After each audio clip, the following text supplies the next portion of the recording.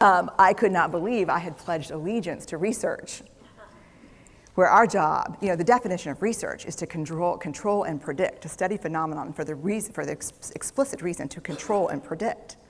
And now my mission to control and predict had turned up the answer that the way to live is with vulnerability and to stop controlling and predicting. This led to a little breakdown, which actually looked more like this.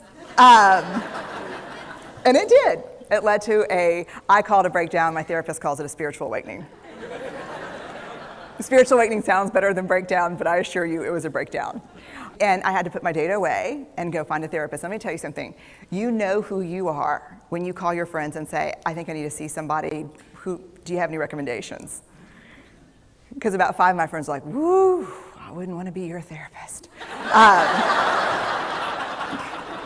I was like, what does that mean? And they're like, oh, I'm just saying, don't bring your measuring stick.